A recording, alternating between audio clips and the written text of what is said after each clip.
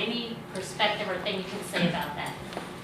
I was gonna say, you know, from time to time, I try to behind the scenes be like a pastor, particularly to the congressional Black women, who we share our numbers with each other and not publicly. So I try to do that as comfortably and as often as I can. But we're not always sure when we can insert or enter in.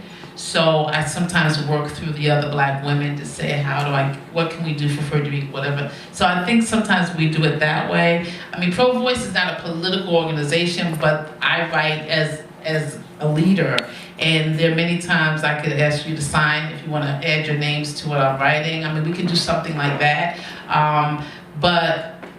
Do you have any other suggestions in terms of how we directly get to someone during those times? I think it's hard to do it directly at a time like that, Sure. because there's so much negative commentary that is coming in, that the thing that she should have done at that time was not read it, not go on social media. Don't believe your press. And not answer her phone when she doesn't recognize the phone number. Exactly. Because that kind of hate and discrimination is rampant, and it's being encouraged from all kinds of quarters.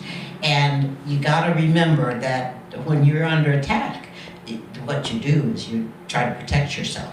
But I brought these articles because a lot of you write, and the weekly press, which is largely Black, will print your stuff if you get it to them, and if you get a relationship with them and say to them, find out what it is, how long they want it, and get in their rhythm.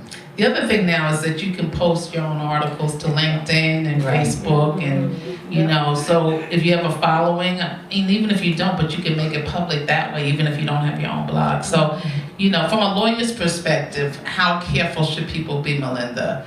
I think that depending on what your role is, that it's always important to be mindful of making a firm commitment, particularly when you're tied to political agencies. You need to put a disclaimer out that you're speaking on behalf of yourself, as opposed to just making a statement without exonerating your organization, particularly with this new administration. Yeah. Where there seems to be an increased Protect yourself as you're protecting others. There seems to be a significant interest in drawing back much of the Bill of Rights, and particularly First Amendment. They were big on Second Amendment, First Amendment not so much, so just be mindful of that when making public statements. That's a great point. One question from this side for Dr. Leff, and this is the last question on that. We can't have a deep discussion, I'm sorry. I hope it triggered some things and you can see her afterwards. I was going to say something to her, but... Okay, you want to add it? Is it Yeah, quick? I just wanted to say that I am a part of the resist movement, maybe some of you are also, but in Annapolis, we're kind of on fire.